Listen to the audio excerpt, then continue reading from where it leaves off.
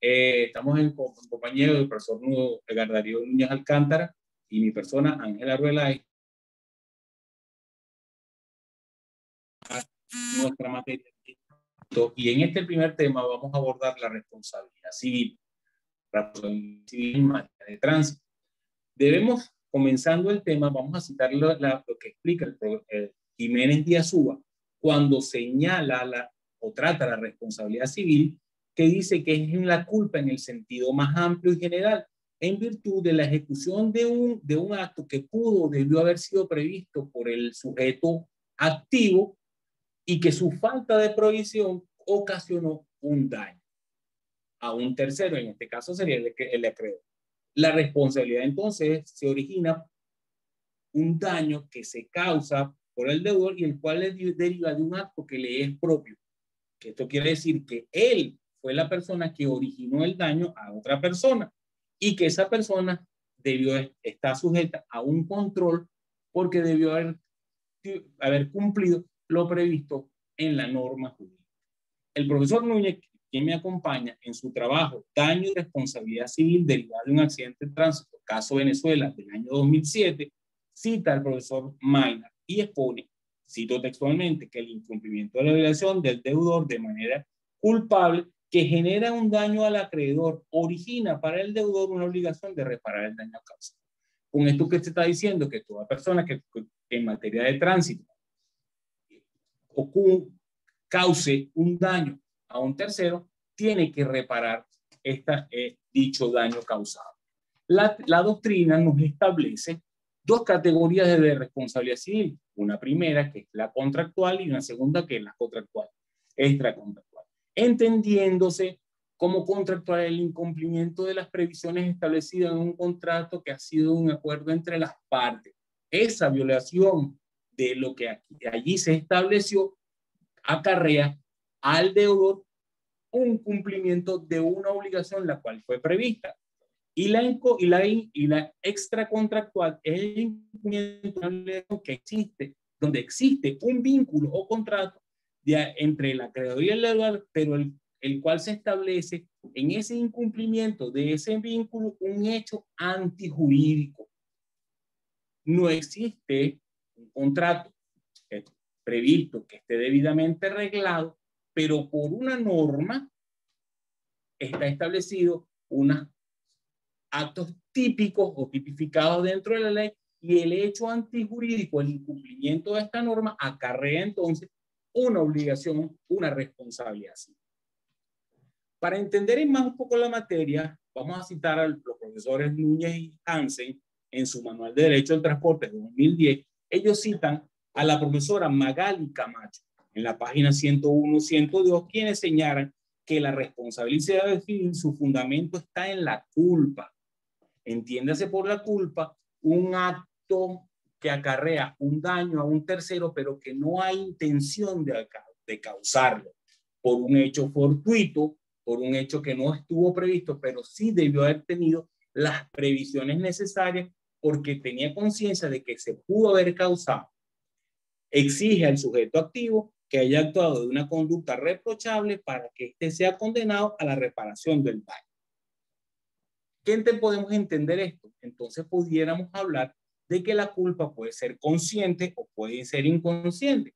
Cuando la culpa es consciente, para citar un ejemplo, cuando estamos manejando en una autopista y vamos a 160 kilómetros por hora en la misma, esa es una acción temeraria. Estamos incumpliendo la norma sustantiva en materia de transporte y tránsito terrestre y nuestra actitud es temeraria porque sabemos, estamos conscientes que ese hecho puede acarrear una consecuencia deplorable y dañosa contra un tercero. El hecho inconsciente o la culpa inconsciente se puede prever el resultado. Ejemplo, va pasando un peatón, yo tengo, el semáforo está en la luz que me autoriza el paso, la circulación por mi vía y el peatón se atraviesa. Yo estoy cumpliendo con la norma, aquí encontramos lo que podríamos llamar un hecho de un tercero, pero el peatón se atraviesa. Yo no tenía la conciencia de que el peatón iba a cruzar de manera imprevista. Eso se podría establecer las dos clases de culpa, la consciente y la inconsciente. Encontramos entonces después los elementos de la culpa, que son dos: la voluntariedad de la acción u omisión, ¿eh? Que esta situación lo que me exige es el cumplimiento irrestricto de la norma jurídica, y la involuntaria de hecho, que es donde el sujeto activo no tuvo la intención de realizar un hecho antijurídico, pero ocasionó. En la primera es la omisión por parte del deudor, que con su actitud incumplió la norma. La segunda es que aun cuando no teniendo la intención o la voluntariedad del hecho, cometió un hecho antijurídico, algo que se está riñendo contra la norma, la cual la norma me prevé como una causal de reparación del daño. Se entiende entonces que la responsabilidad civil se deriva ¿de qué? Del accidente de tránsito. Aquí tenemos que buscar la doctrina y donde establecemos dos teorías fundamentales. La primera es la teoría subjetiva, donde la responsabilidad es subjetiva o culposa, donde la parte de la culpa es el elemento determinante, y la teoría objetiva que se viene desarrollando a partir de 1960, que la responsabilidad es objetiva, pero aquí tenemos que hacer uso de una figura, un aforismo romano que es el bonus pater familia. Esto, sencillamente, el bonus pater familia es una obligación de hacer, es la conducta de probidad, responsabilidad, prudente, que debe comportar ese padre, ese buen padre de familia, cuando vela por las necesidades de su hijo. Y se obliga a reparar el daño gravoso que ha ocasionado. Desarrollamos entonces la teoría subjetiva. El derecho determinante, que es la culpa. Existe un criterio fundamental que dice que es obligatorio para el sujeto activo indemnizar el daño causado.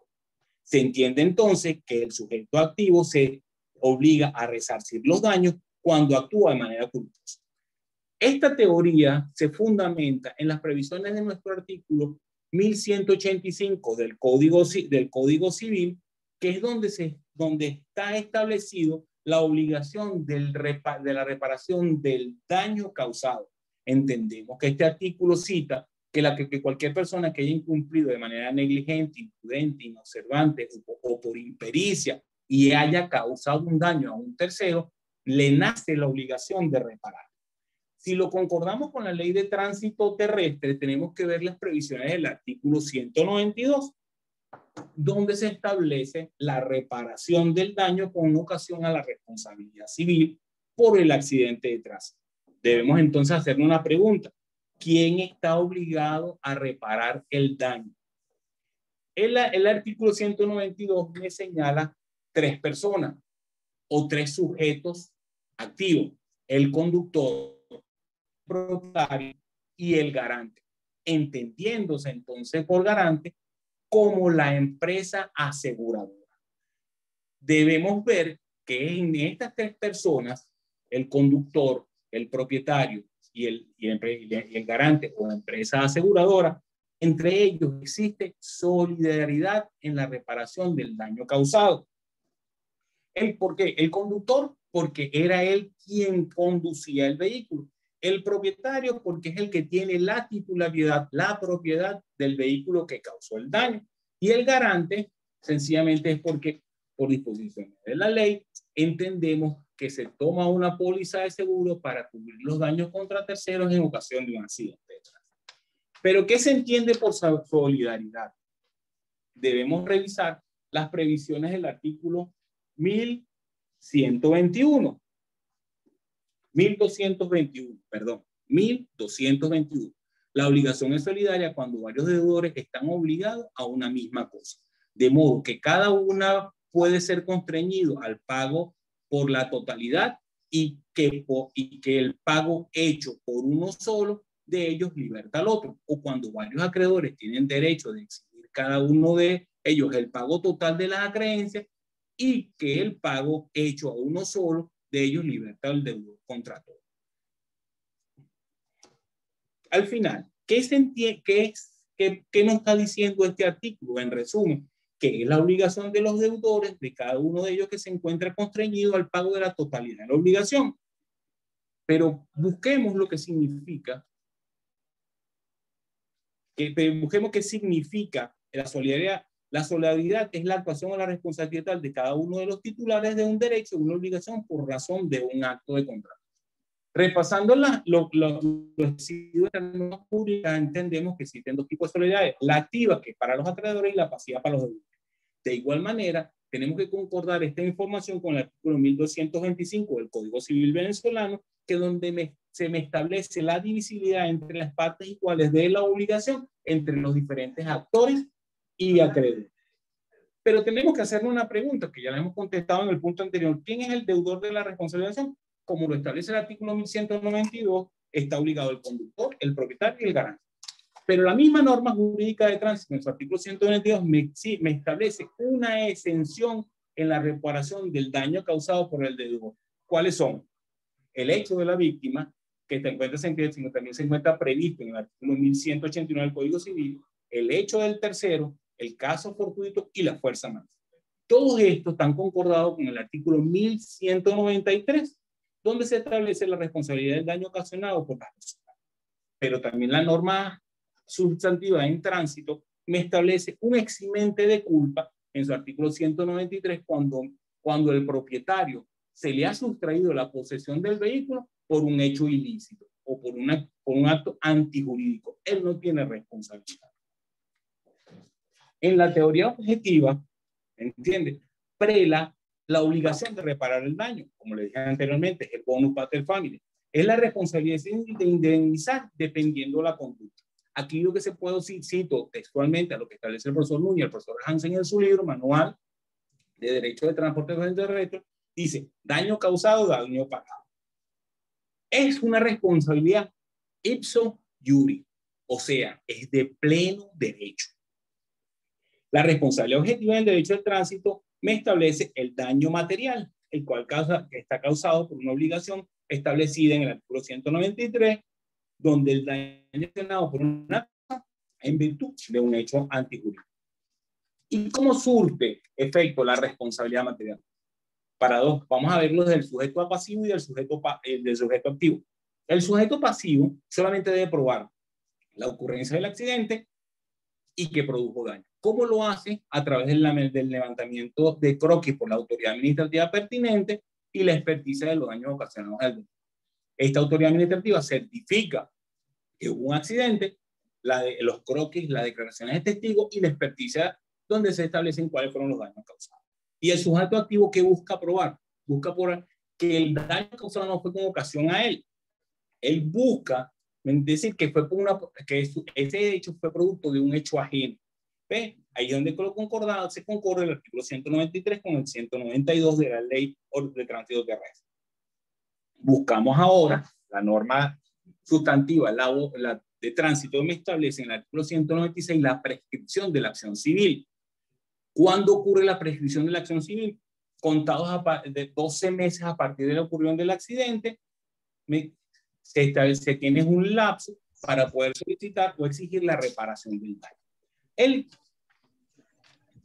Y también existe el daño moral. El daño moral se encuentra establecido en el artículo 196, el cual exige la obligación de la reparación de todo daño causado por un hecho ilícito.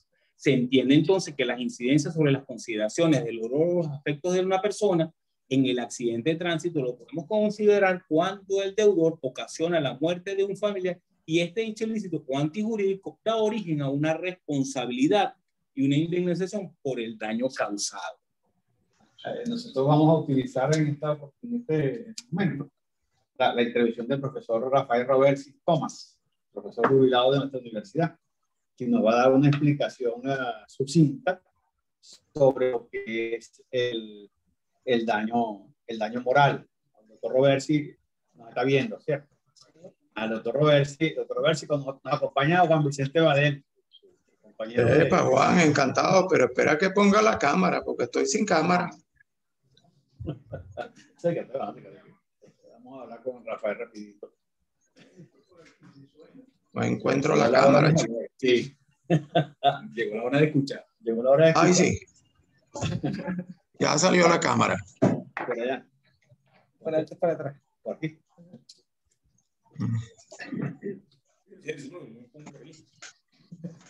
Sí, ya es lo que no es real, pero sí hay. Eso es real. Ahí estamos. Lo escuchamos, doctor. Estamos. Doctor Roberto. Bueno, buen día. Ustedes me dicen cuándo. Para nuestros alumnos de la Facultad de Ciencias Jurídicas y Políticas de la Universidad de Carabobo, le queremos escuchar por un rato que usted nos hable sobre el daño moral. Yo que tengo la suerte de haber sido su alumno en la cátedra de obligaciones, Ángel Arbeláez, profesor en estos momentos de la Facultad de Obligaciones precisamente, y el doctor Rafael Roversi, el doctor Juan Vicente Badel, que es nuestro antiguo profesor de Derecho Mercantil, pero especializado en el Derecho de Tránsito, porque específicamente con él aprendí yo a ejercer tránsito y muchas de las cosas que sé. Siempre comento con mis alumnos y con mis amigos que una de las cosas que me enseñó, que le agradezco, para preguntar a un testigo, entre otras cosas. Creo que aprendimos eso, somos muchos los beneficiados de eso. Bueno, doctor Roberto, como usted quiera, tiene un tiempo aproximado de 10 minutos, que no es tiempo obligatorio, pero una aproximación a la necesidad que tenemos del tiempo.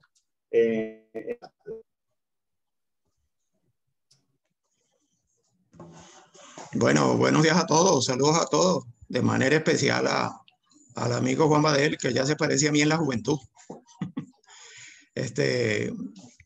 Edgar me ha comentado realmente una labor proteica, de proteo, que es explicar el daño moral en 10 minutos.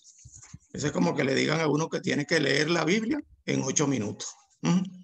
Pero bueno, intentaremos que sean pequeñas pinceladas en ese sentido para que quede pendiente de parte de quienes escuchan ampliar las averiguaciones.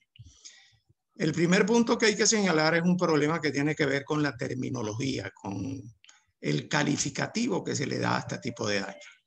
Evidentemente que el término de daño material está bien utilizado para aquello a lo cual esa categoría se refiere, que es el daño causado en el patrimonio de una persona.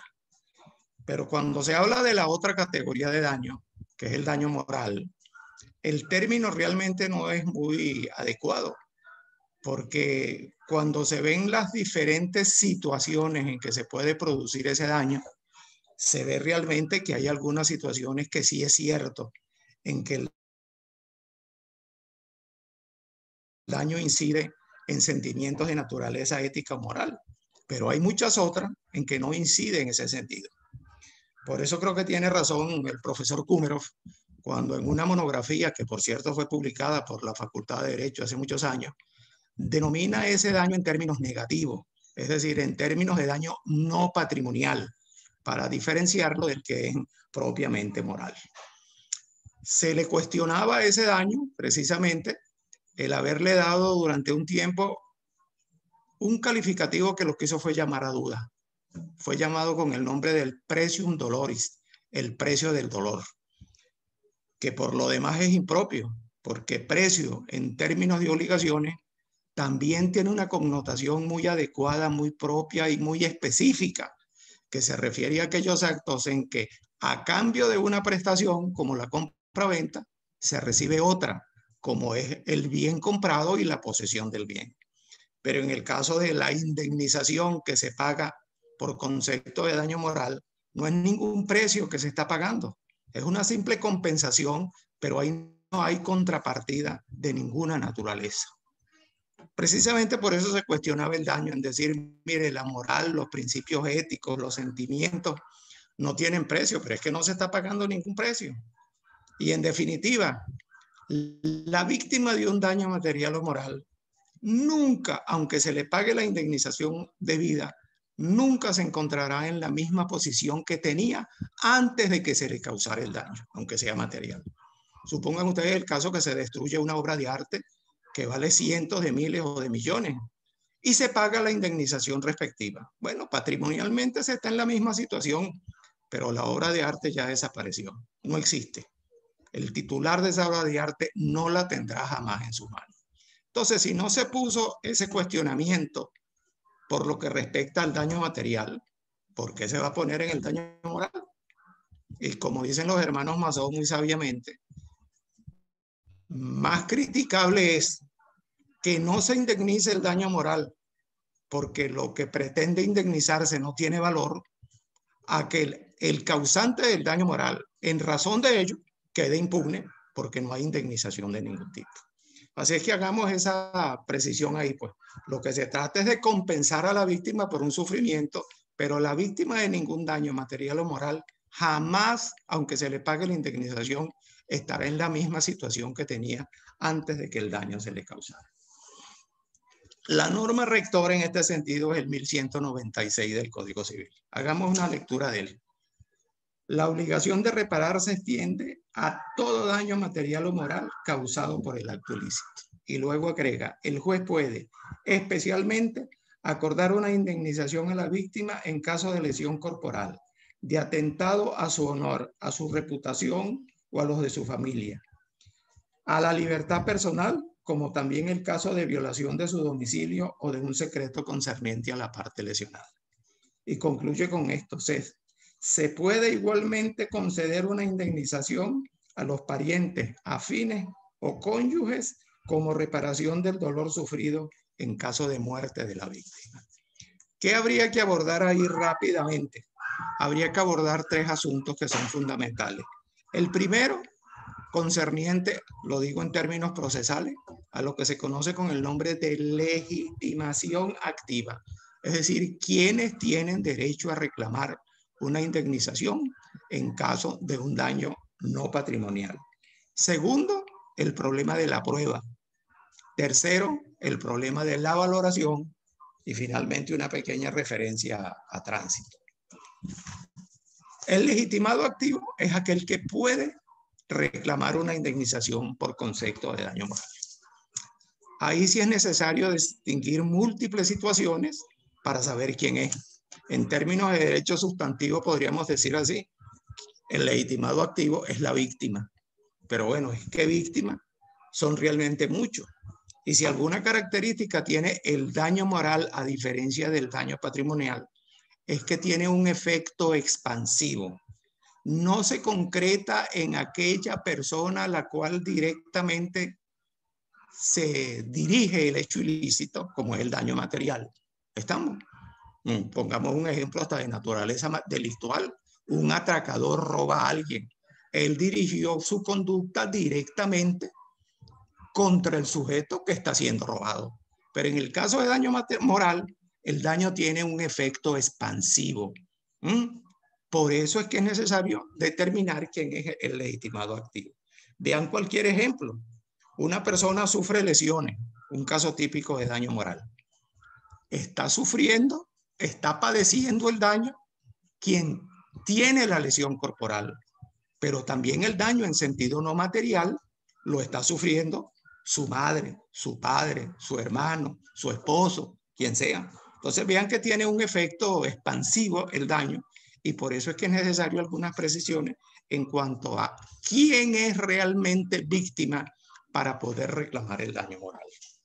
Ahí nos tenemos que ir a la norma y distinguir las diferentes situaciones que el legislador señala para saber quién es realmente la víctima. Vean lo primero. El juez puede especialmente acordar una indemnización a la víctima en caso de lesión corporal. ¿Quién es el legitimado activo ahí para reclamar el daño? Quien sufre físicamente la lesión en caso de lesión corporal. Su madre estará sufriendo mucho por la lesión de su hijo. Su esposa estará sufriendo mucho por la lesión de su hijo. Sus hermanos estarán sufriendo mucho por la lesión de su hermano, pero ellos no han sufrido la lesión corporal. Y no habiendo sufrido la lesión corporal, no tienen acceso, estamos, a un juicio para reclamar indemnización por ese concepto. De atentado a su honor, a su reputación o a los de su familia. Ahí la cosa sí se pone enredadita. Porque yo dirijo el atentado al honor o a la reputación a una persona específica. Por ejemplo, yo digo, B es un ladrón. estoy dañando su honor o su reputación. Estoy dirigiendo mi conducta contra él, pero resulta que el legislador dice, él puede reclamar el daño y también puede reclamarlo su familia. Ahí se hacen dos distinciones para precisarlo, para saber quién es el legitimado activo. Una cosa es que yo dirija mi conducta dañosa como agente material del daño contra una individualidad, y otra cosa es que yo dirija mi conducta dañosa no contra una individualidad, sino contra un grupo familiar. Y ahí es donde está la distinción necesaria. O sea, es muy distinto que yo diga fulano de tal, con nombre y apellido, es un ladrón, a que yo diga fulano de tal, él y toda su familia son unos sinvergüenzas y unos ladrones. Entonces ahí la conducta dañosa se dirige en el primer ejemplo contra una individualidad y en el segundo ejemplo contra un colectivo familiar. ¿Tiene ese colectivo familiar legitimación activa para reclamarlo? En principio sí la tiene porque la ley se la da. Más adelante, cuando veamos así apresuradamente el punto de la prueba, veremos cómo trata de limitarse esa situación. Como también el otro ejemplo, a su libertad personal. Esa es la otra hipótesis. ¿Quién es el legitimado activo? El que ha sido privado de la libertad. El secuestro. Ese es el legitimado activo. ¿El grupo familiar sufre con el secuestro de uno de los integrantes? Claro que el grupo familiar sufre por el secuestro de uno de los integrantes, pero el grupo familiar no ha sido secuestrado. Y como el grupo familiar no ha sido secuestrado, no ha sido privado de la libertad, porque la norma es muy clara, a su libertad personal. Como también en caso de violación de su domicilio o de un secreto concerniente a la parte lesionada. Ahí también el legitimado activo es el que ha sido afectado por una conducta dañosa que ha violado su domicilio o un secreto que le concierne a la parte lesionada. Vean cómo las precisiones son necesarias. Y finalmente el legislador, estamos en la parte de la legitimación activa, ahí incurre en una imprecisión de terminología jurídica. Dice, puede igualmente concederse una indemnización a los parientes, afines o cónyuges, ahí también hay un colectivo, como reparación del dolor sufrido en caso de muerte de la víctima.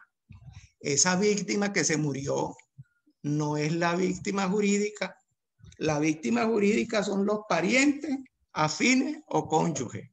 Esa víctima que dice en caso de muerte de la víctima es la víctima física del hecho dañoso, pero no es la víctima jurídica. Esa no es el legitimado activo. Los legitimados activos son esos que el legislador señala aquí como parientes, afines o cónyuges.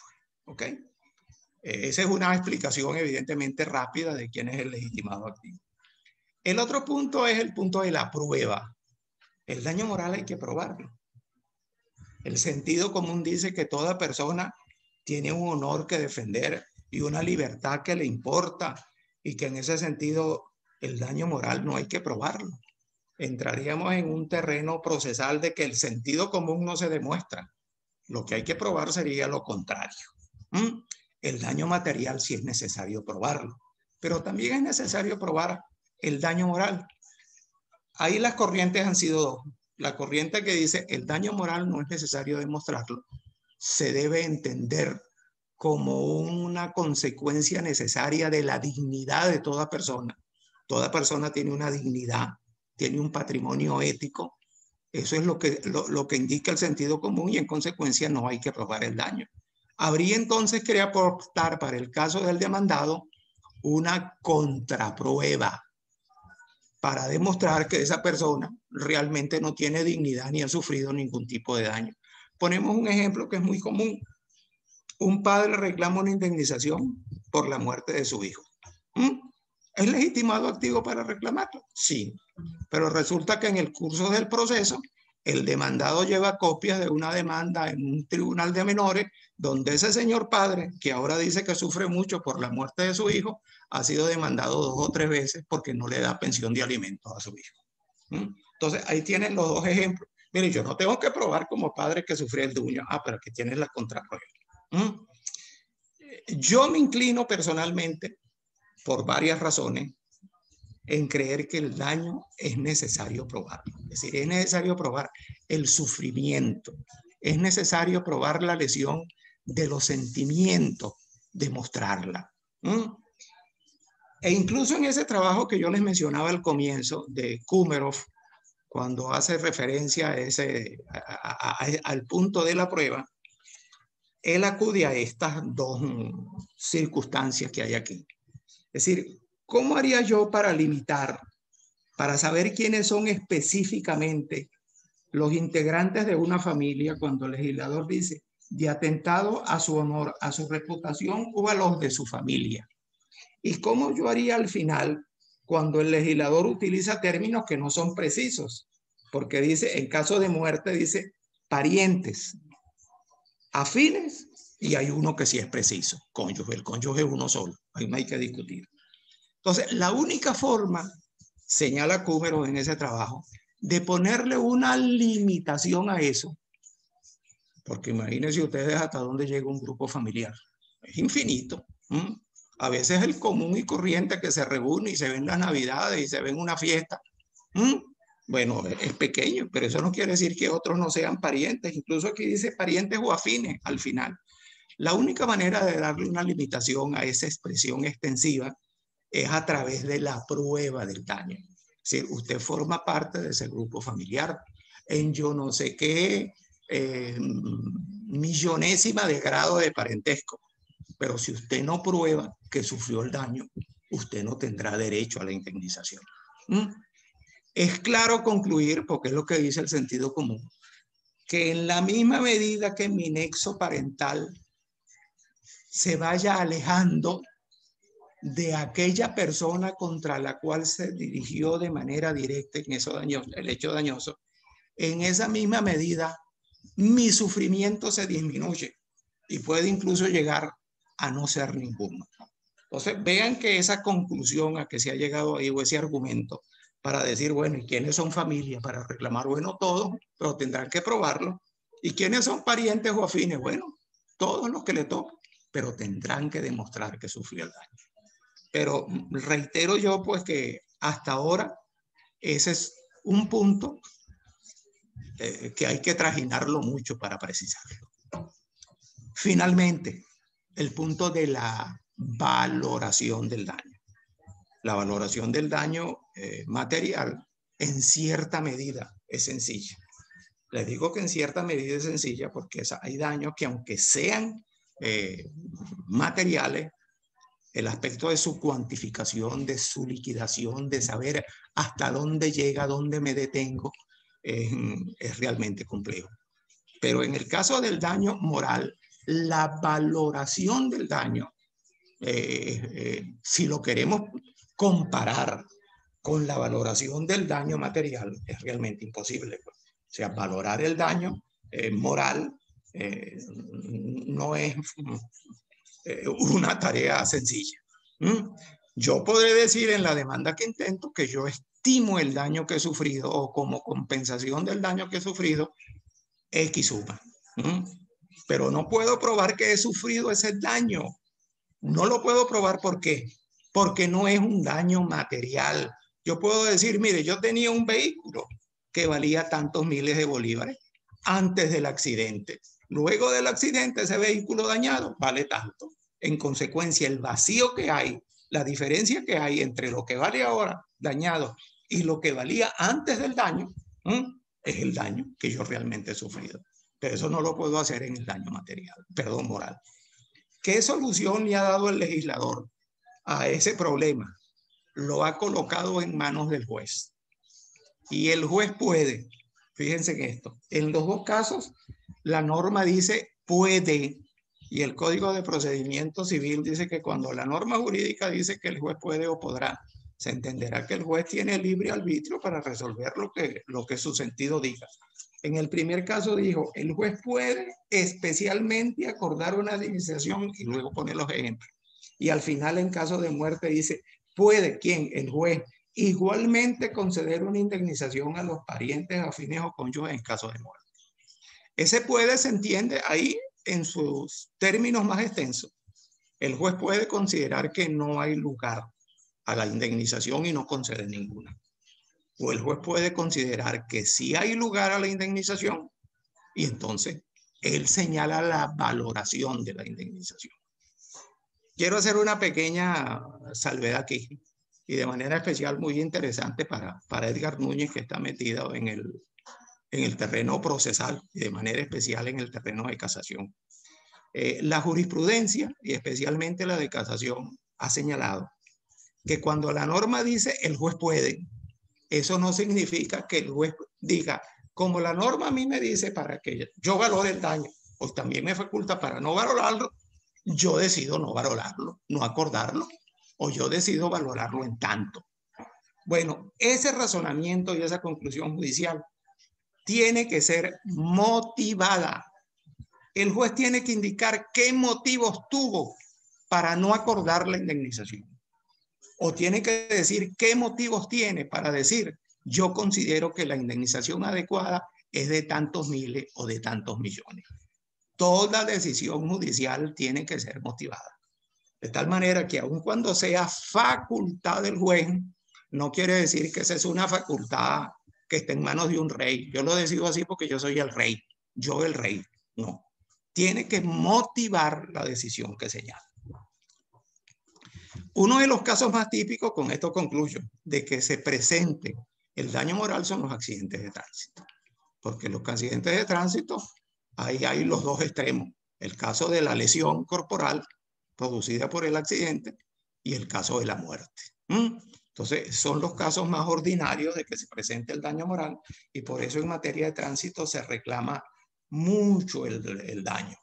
Les concluyo con estas consideraciones para que vean la amplitud que tiene esto en el mundo jurídico. Una persona como consecuencia de un accidente de tránsito sufre determinadas lesiones que son graves. ¿Estamos? Es llevado a tratamiento médico durante una semana, 10 días, 15 días. Es sometido a intervenciones quirúrgicas y lo llevan varias veces a terapia intensiva. Al final, las lesiones eran tan severas que no pudo recuperarse y falleció. Falleció sin reclamar la indemnización del daño moral. ¿Estamos? Vean que ahí hay dos situaciones muy importantes desde el punto de vista jurídico. La primera es el momento transcurrido desde el accidente hasta la muerte. En ese periodo había lesiones que causaron sufrimiento. Al final hay la muerte. El daño moral forma parte de los daños patrimoniales porque se indemniza patrimonialmente. Y una de las características de los derechos patrimoniales es que son transmisibles por actos intervivos o por mortis causa. Entonces, vean ahora el mundo que se abre. Sus herederos que adquieren esa acción que tiene un valor patrimonial entrarán a reclamar los daños. ¿Podrán reclamar la primera fase de los daños? Es decir, ese sufrimiento que hubo desde el momento del accidente hasta el momento de la muerte. O simplemente tendrán derecho a reclamar los daños en caso de muerte. Yo me inclino por creer ahí que pueden reclamar los dos. Cosa muy distinta hubiese sido si no hubiese muerto. Porque en caso de no morir, quien puede reclamar la indemnización por daño moral es quien físicamente sufre la lesión. Pero aquí quien físicamente sufrió la lesión, que 10 o 15 días después de haberla sufrido, concluyó con la muerte, no reclamó la indemnización, no podía reclamarla, por supuesto que no podía por razones que fácilmente entenderlo. De tal manera que ahí hay un derecho de crédito, que es la indemnización, que no ha sido satisfecho. Y no habiendo sido satisfecho y siendo un derecho transmisible por actos mortis causa, sus herederos podrían reclamarlo. Pero aquí hay mucha tela que cortar. Yo, bueno, con esto concluyo.